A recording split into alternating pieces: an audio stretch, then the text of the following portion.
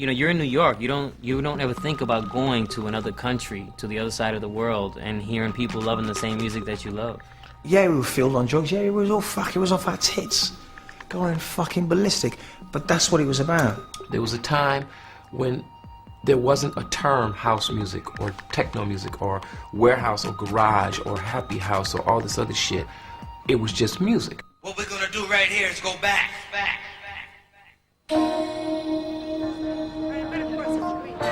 In the late 80s, house in America was still an underground music. In the country of its birth, radio stations were firmly segregated and played either rock, country and western, or R&B and hip-hop. If you liked up-tempo dance music, house music, you had to go to a club to hear it. House is a big part of club culture today, you know, and for the last, 15 years.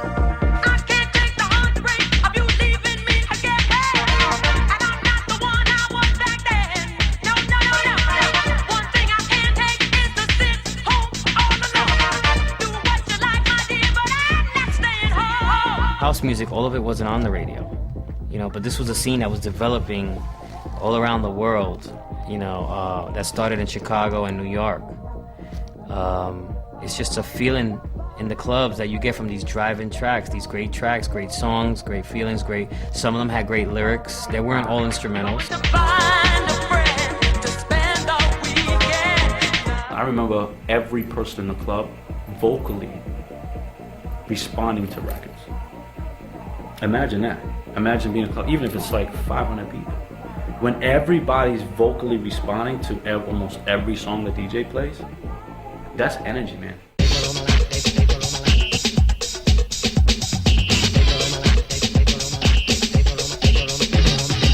At clubs like the Paradise Garage in New York, DJs were making converts to the house scene. But I had a friend that turned me on to it. He was a house head, so he would have all these people over there that hated house, but he'd be playing it and he'd be jacking, you know, dancing like Move Your Body, rock. He's just looking at him like, this guy's retarded. And it took me a long time. It took me like late '88 for me to really start getting into house. But I caught on to Todd Terry. Known to his fans as God, Todd Terry brought a hard-hitting hip-hop sensibility to the basic house sound. It was like, I like house now. I only like Todd, but I like house. It was just energizing. It was just like, your cats would be just bug into it, you know? So that was my introduction to house. Gritty, raw, in-your-face house. I used to see guys, I thought they were gonna rip off their dreads. They were like on the floor like this, like almost to the point in tears, over a record. No drugs. You know what I mean? That's house.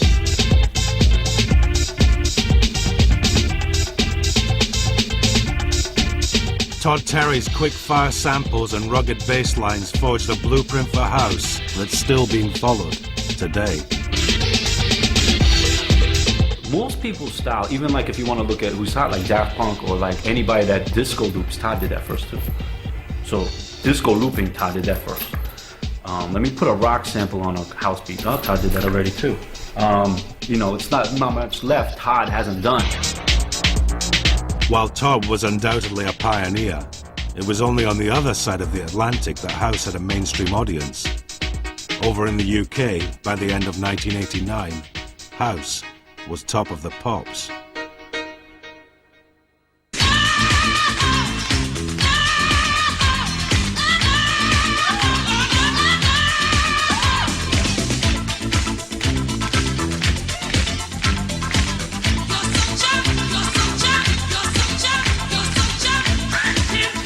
Italian producers Black Box sampled disco classic Love Sensation and got a model called Katrina to mime Lolita Holloway's vocals.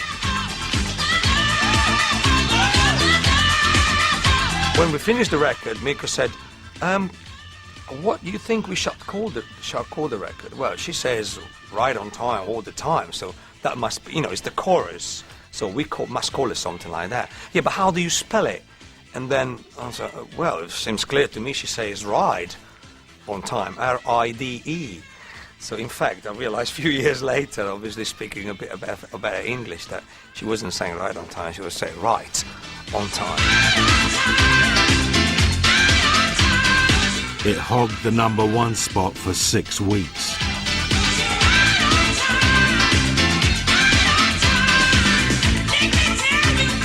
But away from commercial chart hits, British producers were already creating an awesome range of new house styles. What were the skies like when you were young? They went on forever. We lived in Arizona, and the skies always had little fluffy clouds in them. Ambient house mixed down-tempo beats to new age electronic music. And when it would rain, they were beautiful, the most beautiful skies, as a matter of fact. The sunsets were purple. Club DJs found this pretty quick in the late 80s with acid house, is that you couldn't really play a whole vocal because people would just come down and they'd think they're listening to Radio 1 or something, you know.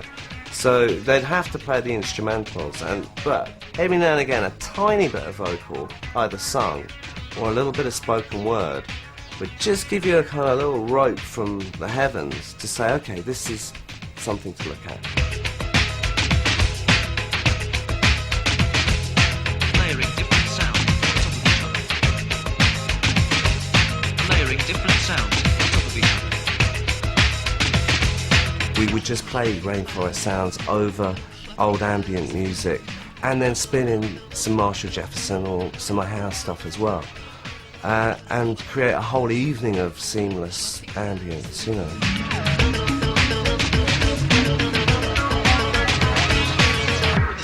The Orb's little fluffy clouds introduced chilling out to the rave generation. The skies always had little fluffy clouds in them, and they were long and clear, and there were lots of stars at night. And so we just put it together, and suddenly, you know, it sounded just great, you know. A lot of people came up to me afterwards, a couple would run up to me and say, well, who did that? That's the most beautiful voice I've ever heard in the world. Where is she? You know, where can I meet her? And I think what part of the fun of the record was that finding out that it was Ricky Lee Jones was the last person you'd expect it to be. It's not Chucky's in Love, is it?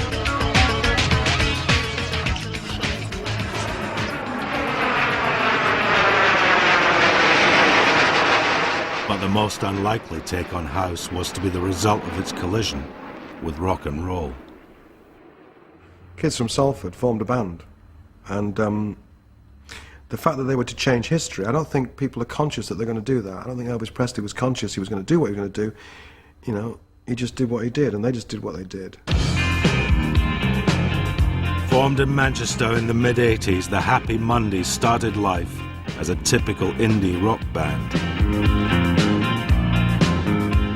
At the time, in Little Houghton, which is part, you know, like an overspill of Salford, they built the most huge, gigantic superstore, right, called Scan. It sold everything from the sports goods, you know, to guitars, to amplifiers, to records, to food, right? But basically, they had it set up like a fucking greengrocer's. A mirror there, and fucking 20 old ditties on the till. We used to go shopping with our mum and dad, right, and we'd purposely put our fishtail parkers on. Darts down there, they'd sold air guns down in your lining. They had these country and western amps in, right, which was fucked. And you could literally get away with carrying these things out. But it was during the recording of their second album, Bummed, that the Mondays started to absorb the twin influences of house music and ecstasy. 20 or 30 of our friends had come down to this little club. So we gave the DJ some new records to play, right?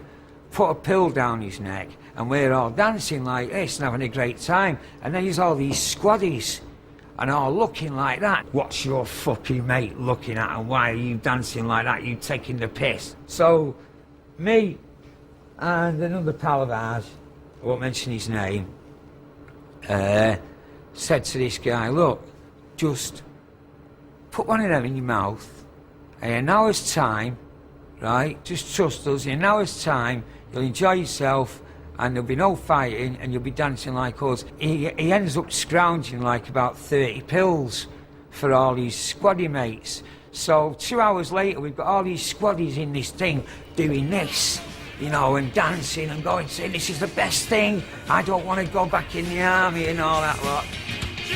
So there we are in Driffield, and I drove over there, but in between that and finding all these squaddies looking for the Mondays in the local pub, I finally find the studio in this courtyard and go in the recording room, and there's Martin Hannett recording a wonderful rock track, God knows which one.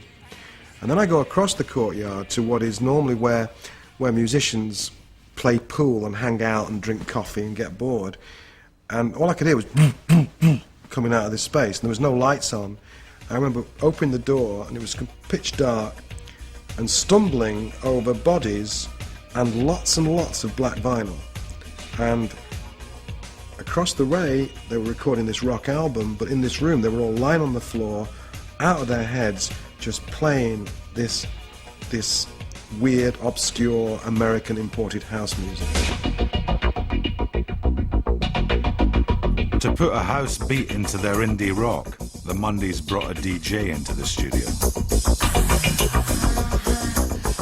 Rope for Luck was just... The way I approach that mix is what works on the dance floor. None of us really knew how it was going to turn out. I knew what I wanted. I knew that the rhythms in rock records never worked. So it had to be more rhythmic, especially the bottom end. So it was all about changing the B line and the drums. So basically we took a loop from NWA, looped it up, got Ryder's vocals up and worked on a groove, and it went from there.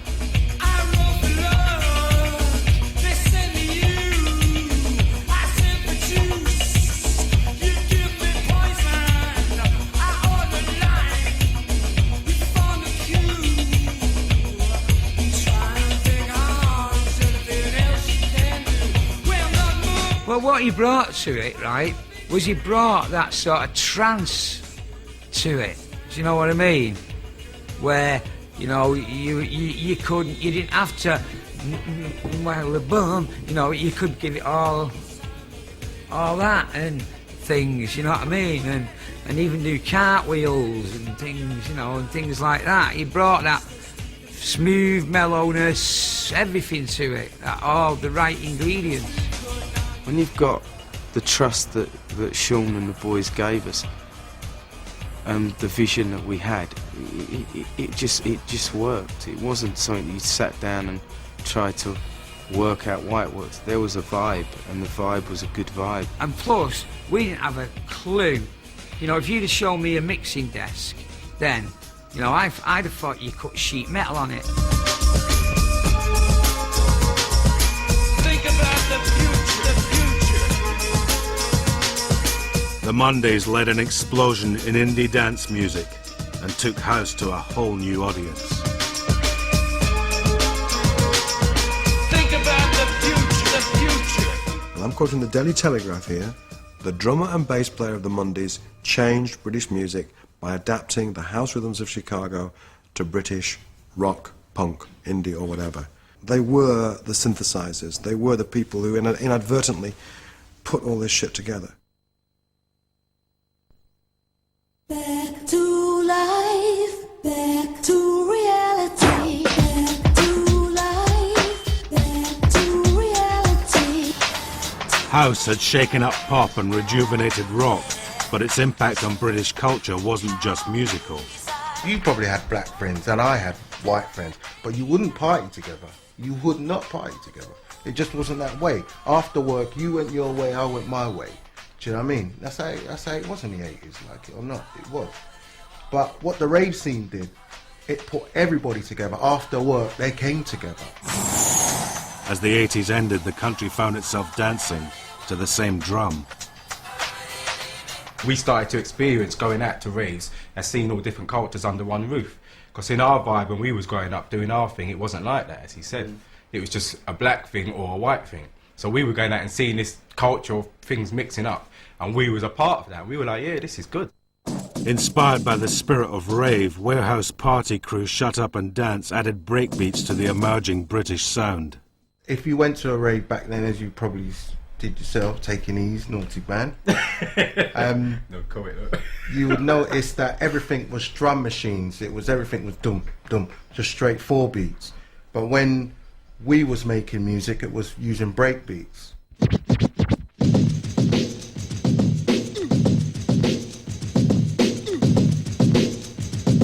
Drum breaks had been the rhythmic base of hip-hop for years.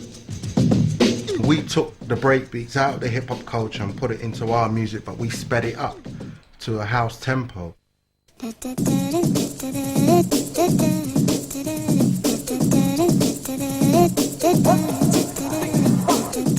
By strapping an up-tempo break onto a basic house rhythm, Shut Up and Dance took the music another step away from the clubs of Chicago and New York.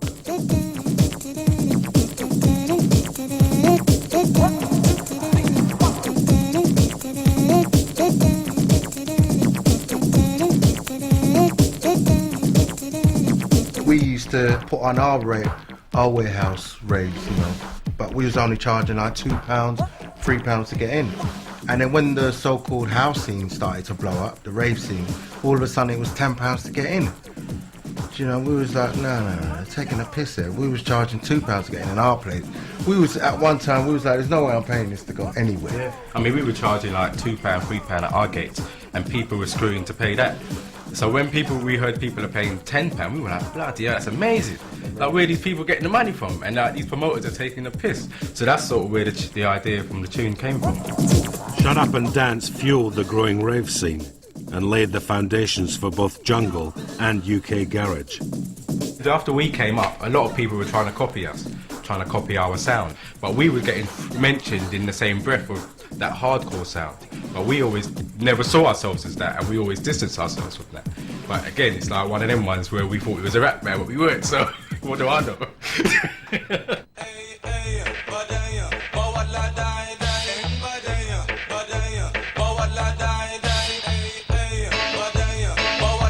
As house entered the 90s, it continued to stir up new musical styles.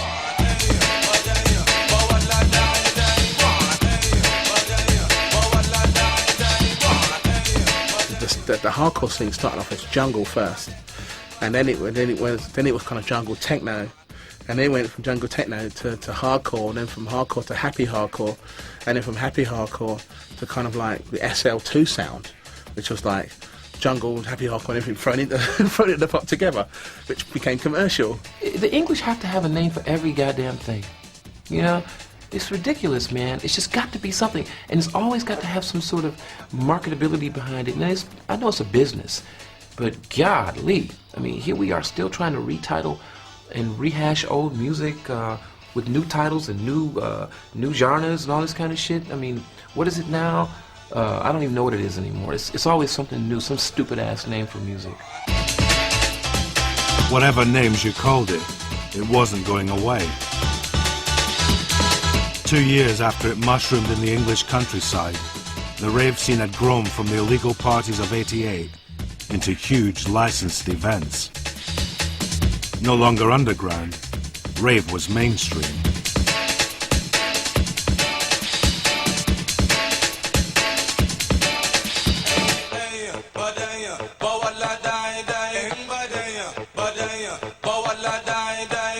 I think there was a time when you probably couldn't buy a packet of Rizzlers outside of the M25.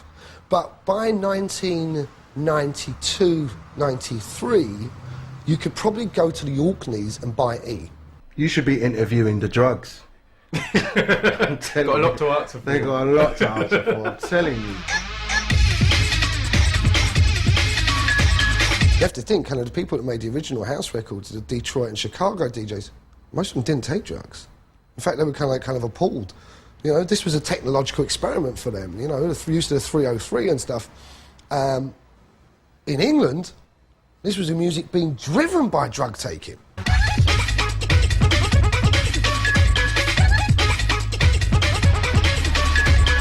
This was people kind of like taking their idea of what was going on in their heads at 4 o'clock on Saturday night, right? You know, in front of 10,000 people, and trying to process that through the machine. And it was weird, and it got weirder.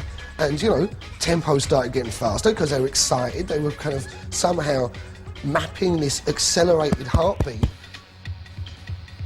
onto, you know, this soundtrack of their lives.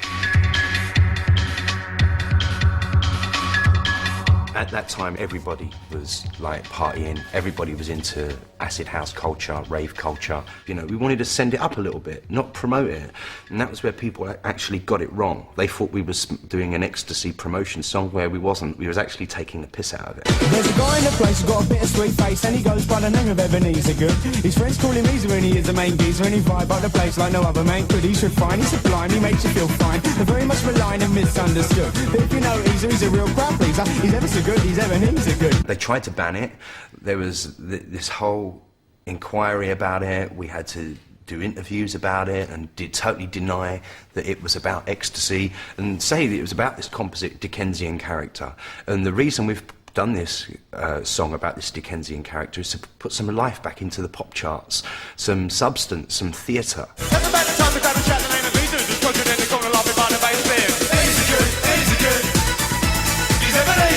People just think it's the chorus. The chorus pales to insignificance when you listen to the verses. Like, there's a guy in the place, got a bit of sweet face, and E goes by the name of Ebenezer Good. So there's the confession there. His friends call him Easer, and E is the main geezer. E vibes up the place like no other man could. E's refined, E's sublime, E makes you feel fine. They're very much maligned and misunderstood. But if you know Easer, E's a real crowd pleaser. E's ever so good. E's Ebenezer Good. And it's every line. Every line. Anyone got any underlay? I was on Radio 1 being interviewed by Mark Goodyear and they was talking about Ebenezer Good. And Mark said to me, so on Top of the Pops last week, you said, has anyone got any underlay? What was that all about? I said, oh, it was a rug reference. Ebenezer Good, Ebenezer Good. He's Ebenezer Good, Ebenezer Good, Ebenezer Good.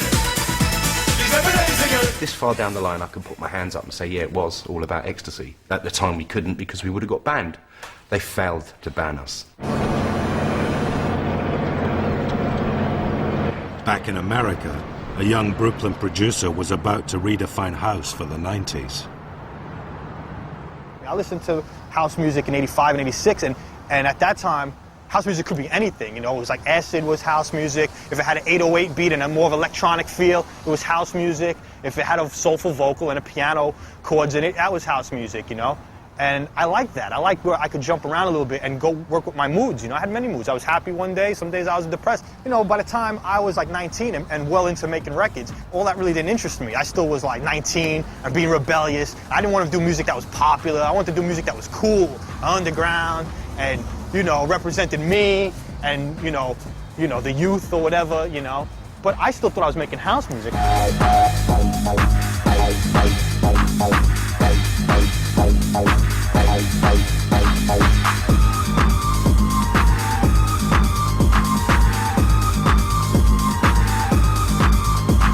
I thought the track was done. It needs one other element, something to put on top of it. Eventually I came across this sample, it's ecstasy, and I was just like, wow, that works with the track. But because of the time, because of the feel of the track, because it was a darker house record, which became techno or whatever, people were like, ecstasy, you know, that's a drug record, that's a drug anthem. He means ecstasy, you know, the drug or whatever.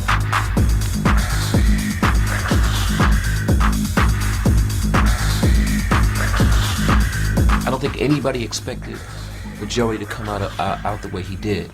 And Energy Flash was some other shit. You know, it was really some other shit. It was like, I don't know how to explain it. It was a nice track though, it still is today. I think that broke the back of a lot of things. You know, it was just so different. Wow, wow, wow, wow. I think for me, it was hearing it for the first time about 7 in the morning at sort of as close as we can get to Stonehenge Krusty Festival thing, the Spiral Tribe. And I was saying, right, I'm going to go to my tent now, I've had enough. And the sun was coming up and someone just started playing that and I just thought, what the hell is that? And it just sounded like how I felt, do you know what I mean? This crazy sound. It was just, I can't believe this record. It's so hard and mad and, you know. Great, brilliant records. I mean, even I know people that even aren't into house music or techno have heard that and gone, what's this? This record's mad. And that's like 10 years after it was released. Energy Flash redefined the limits of dance music. But its dark minimalism and brooding intensity was too much for the house scene. I guess maybe I was disillusioned because, you know, I guess in England they just said, no, this is techno, son. You're making techno records, and we're going to call you techno. We're going to sell your stuff. We're going to like it and whatever. But as long as you have that techno label affixed to you, you know. But, you know, I thought I was making house music. You know, I just thought I was making house music, but with a different edge. Too hardcore for New York, Beltram found his spiritual home in Europe.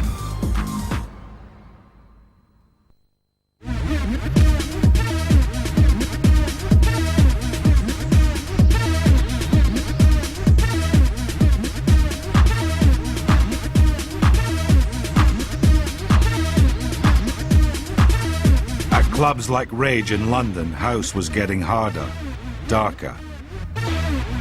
DJs pitched records up on their decks to increase the tempo. It was about fucking just getting down, getting nuts. Do you know what I mean? That's what it was about. People going fucking mental. That's all this club was about. And yeah, we were filled on drugs. Yeah, it was all fucking, it was off our tits, going fucking ballistic. But that's what it was about. When I played at Rage for the first time, well, the atmosphere, that was the first place I ever saw with a laser. That was just like, swallowed up the whole dance floor. It was just absolutely mad. There's this fucking laser going mental over people's heads. Just walking in, the energy and the vibe and everything, it was crazy. Fucking everyone's got the shirts off going absolutely fucking mental, you know what I mean? On these podiums going crazy, and I thought, fucking hell, this is intense. You know, you had from models to hippies to students to stockbrokers. We're just all in there, just, you know, loving the music. Because it was like, you saw black people, white people, and it was just like, people were just raving, whistling, shouting, there was horns going off, and it was like a football match, you know what I mean? Hardcore. It wasn't just a sound, but a whole attitude. Because I was like there, always trying to think, I'm gonna design a fucking tune. I've got to do the tune. This is gonna fuck people up. You know, I'll be fucking dropping E's in like fucking 5 a night, I'll be fucking off my tits. So, right, guys, I'm buzzing. Let's make music. So, I heard this tune last night. I heard this, and you start fucking around and things start coming out. The thing you can't forget, the instinctive thing. All I wanted the people to do was dance.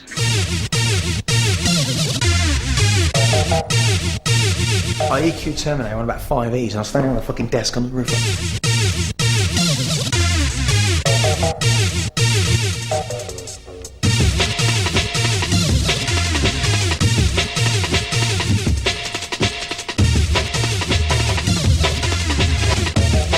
I remember the first time I ever played a tune, I was like, fucking hell. My fucking hair went like that, whap, straight up. And I remember, I just closed my eyes and I was fucking buzzing off my nut. I just came up with about 2 eddies. I just felt this whole I felt like I am the fucking king of this club, right? And I just felt this warm beam across me. You're talking about things that I haven't done yet.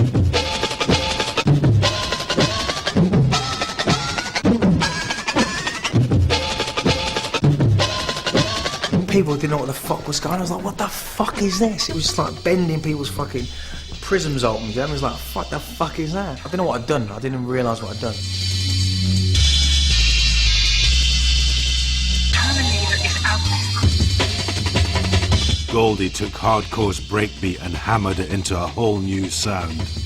Drum and bass. I didn't want it to be about my mother or about Timeless or about, you know what I mean, a select piece of music. It was just about making people fucking dance. That's it. The sound was getting like really dark and like heavy. Tempos started to speed up a little, and it just got like a lot more sophisticated than it was. It wasn't just like really simple kind of dub B lines anymore. We started like to get more into like the synthesis of like the bass lines, and like it wasn't just like sampling a hip hop break and speeding it up anymore. It was actually using like samples like chopped up and loops, reversing them, and the whole process basically got like a lot more sophisticated.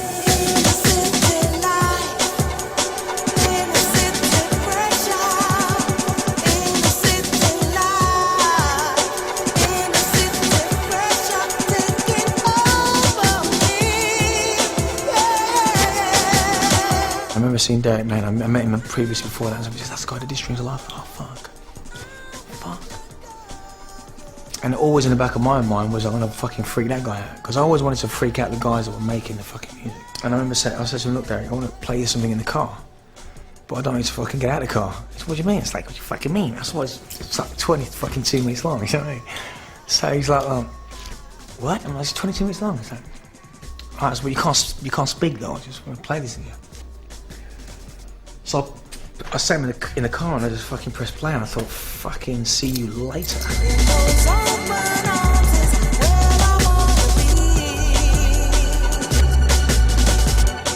Inner city life took drum and bass into realms of sophistication previously unthought of.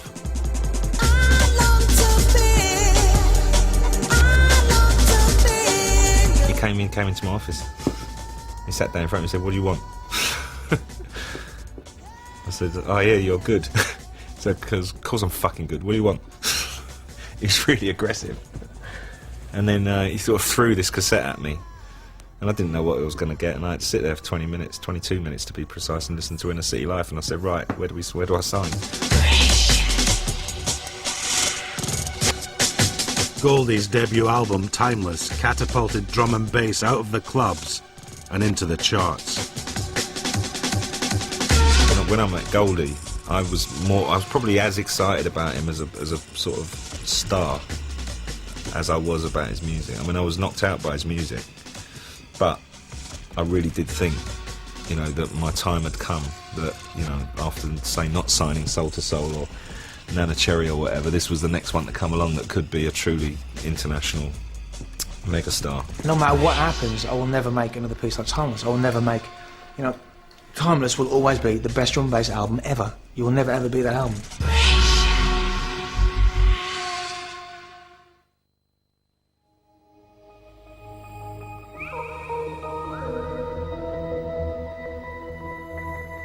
The government, meanwhile, had been drafting legislation aimed at controlling rave culture.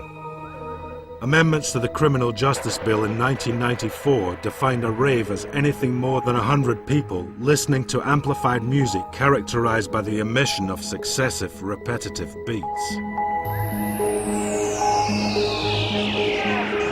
Not since Oliver Cromwell's Sunday observance laws had Parliament tried to stop people dancing. For the first time, I think people felt like, yeah, this is our land, this is our country, and we want to party, and why not? And who's to say that we shouldn't do that? And if they are, why are they saying that?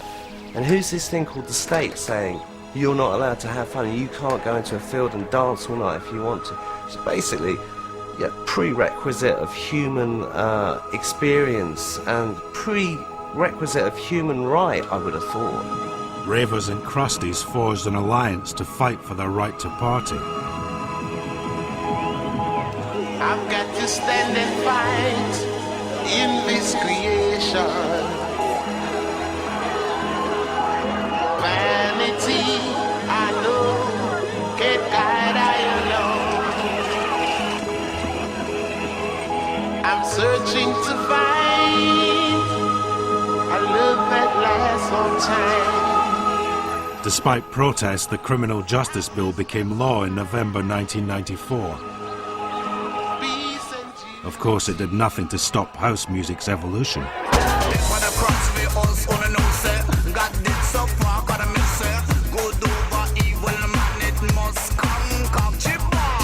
Dance music was always viewed as a faceless entity, wasn't it?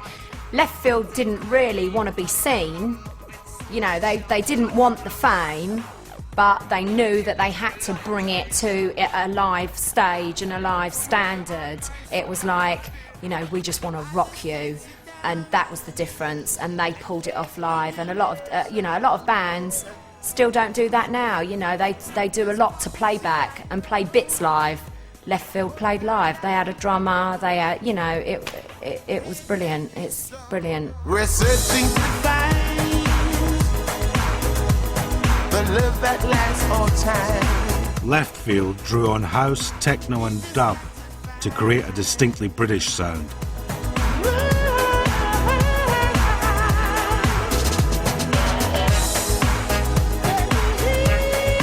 Neil was a massive reggae fan, more than me. He's had a lot of history with reggae. It wasn't a dance record, it was just more a bit of an experiment, really, with a few beats and like, it is an unusual tempo again, it's like 110 BPM. It wasn't really prime time kind of dance music, you know. But we knew it was our own sound, so we just went ahead and we released it on our own label, Hard Hands.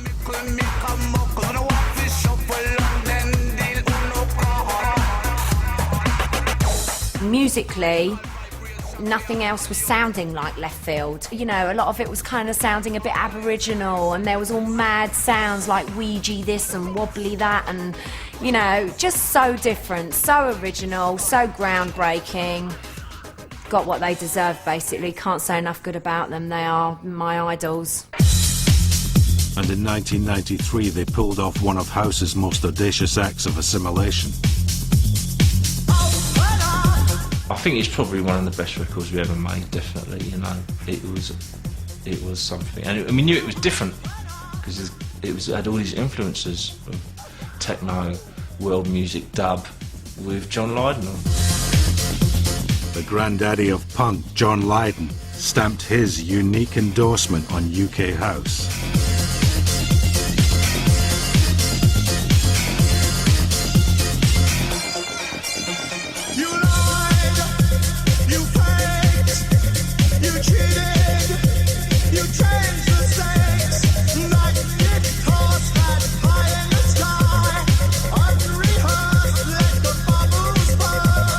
We wanted to do something different, and we'd always talked about doing a track with John, and we had a kind of a demo of a track which we sent over to John, and he just sort of rang us back and said, "Where's the fucking chorus?" sort of thing.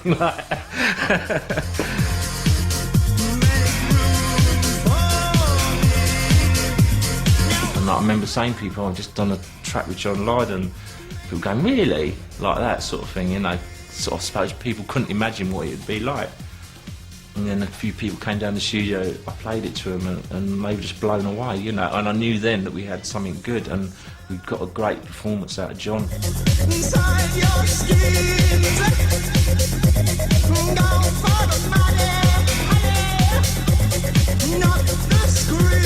It was the record that crossed us over into mainstream pop music, I suppose, for want of better words. You know, it was a record suddenly that if you weren't into dance music, but you liked punk or you liked rock music, you could suddenly get into this. But it had a groove. Left Field proved that by the mid-90s the UK had well and truly made house music its own. I mean, where Paul Daly gets that bass from, I do not know.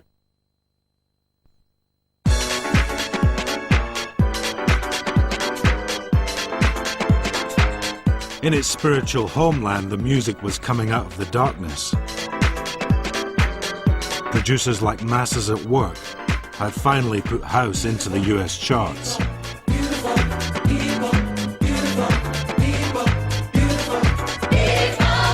We were getting really pop-oriented records. We said, let's take the B-sides and just put our style of music on it.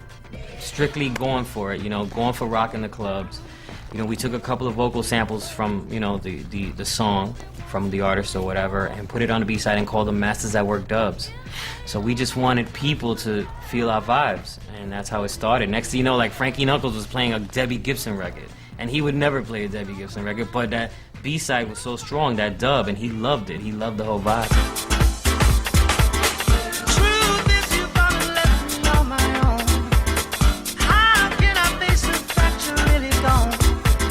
Masters at Work's remixing of pop stars like Mick Hucknall into club floor fillers sealed the supremacy of the DJ as a studio producer.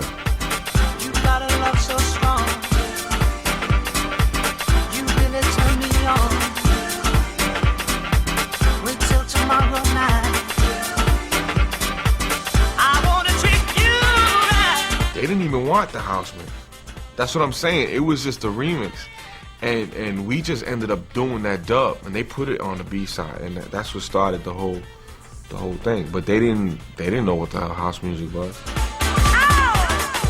For DJs, it had always been a short step from mixing records in a club to remixing them in a studio. Now the major record companies were calling on them to bring a big club feel to pale chart pop. When I did Tori Amos, it was like a lot. I think it was bugged people out the most because it was not like anything I've done. Honey, bring it close to my lips, yeah. Honey, bring it close to my honey, bring it close to my lips, yeah. Honey, bring it close to my lips. I didn't know who she was. Never heard of her. And the guy's just like, I'm like, how much is it? Okay. Do I have time? Okay. It was just kind of like that regular ordeal. It wasn't like anything special, except for he said one thing to me. He's like, I really want you to do something different.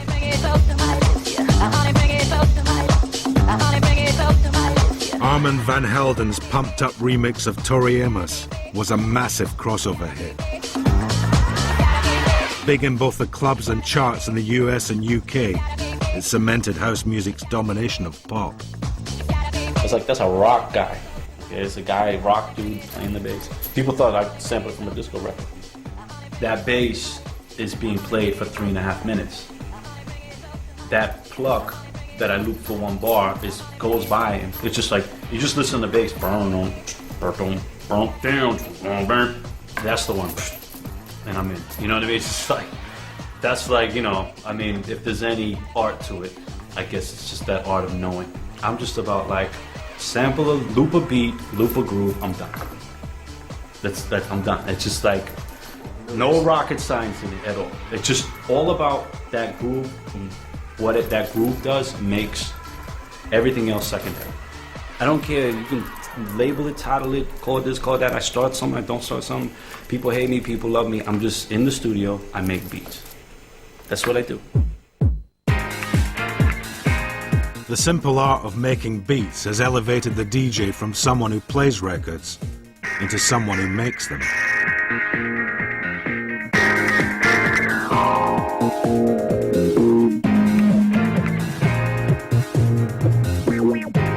Since back in the day house emerged from the clubs of Chicago, DJ Pierre has been at the cutting edge of its many innovations.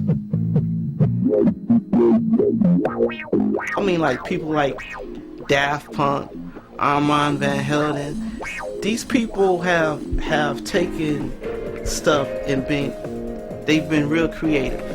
And you can't say that these people haven't been more creative or less creative than we were. Like, you know, people say, Pierre, you started acid. You know, how do you feel about these people, you know, doing this and that and taking your sound? And I'm like, whose sound? Once it's on a record, it's like it's like shareware. You're sharing it, and you allowing other people to add their own ideas. I mean, whatever I did, I guarantee you, I got it from somebody. Built on the ability to take ready-made sounds and create something new, house has redefined the very notion of music. You got to keep learning in this business to stay on top. You can never say, I'm not going to listen to so-and-so, that's some new kid, what does he know? I'm like, these new kids coming with fresh ears. They're like, oh, what if we do this? You know, just like when I first started, I'm like, oh, you know, turning these knobs, doing stuff. So, I mean, you got to keep learning.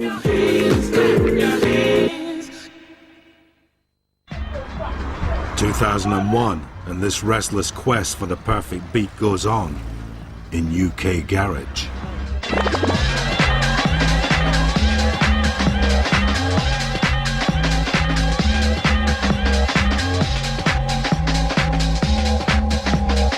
When UK garage came out, it wasn't hip-hop because we don't live that life. It wasn't, you know, R&B because, I don't know, we don't live that life either, you know?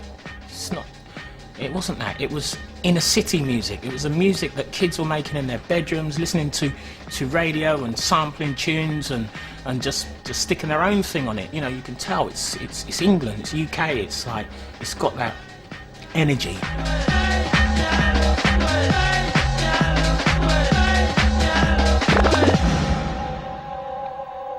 Originally used to take tracks by producers like Todd Edwards and Masters at Work, and they were usually sped up.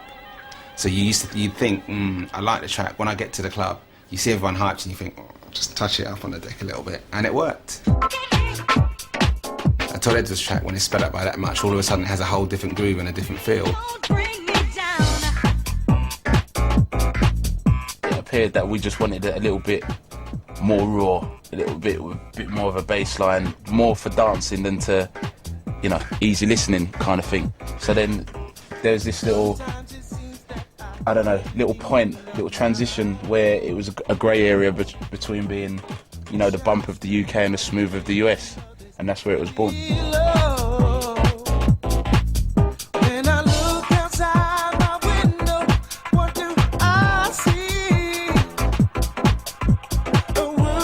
While its roots may lie in America, the heart of UK garage is the British underground club scene.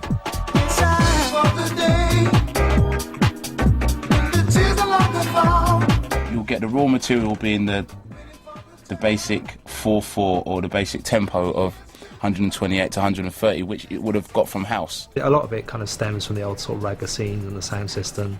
You know, a lot of the chats picked up from there and a lot of the bass lines. It probably all stems right back from drum and bass. You know, there's always been that kind of nasty, twisted, bass sounding, you know, rough drums type thing, which people like. And, you know, UK garage is as drum and bass is just evolved from house music.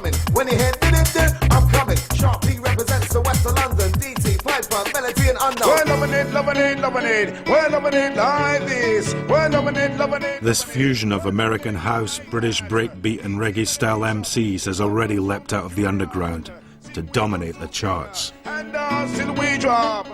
UK garage has been sitting down for quite a while now, and it still has its place in clubland. And there is now a niche for it in the big wide world of pop music. At the moment, we're taking jungle bass lines, we're taking Miami bass and hip hop beats, and we're putting R&B vocals on it, and we're speeding it up, and we're making it a garage track. And you know, that's always the way it is. And that's, you know, and that's progressive. You know, as long as music progresses, then it's the important thing. Constantly reinventing itself, house's unique ability to create new genres is matched only by its irresistible power to move dance floors across the world.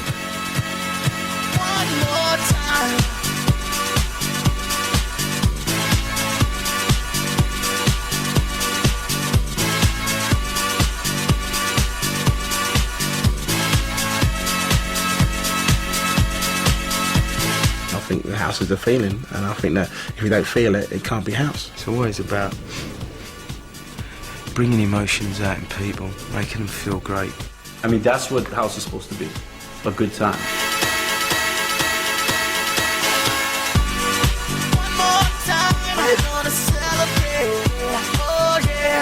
Crossing divisions of nation, race, sexuality and class, house has grown into an international phenomenon which shows no sign of stopping, ever. This isn't a new thing. People have been dancing to tribal rhythms for 40,000 years, probably more. It's not about to stop. It's just let it all out, let it all go, be free. That's what house is.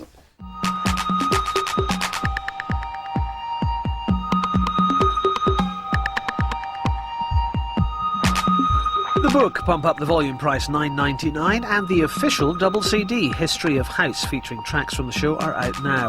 To order your copy, call 0870 1234 344 or click on to channel4.com/shop.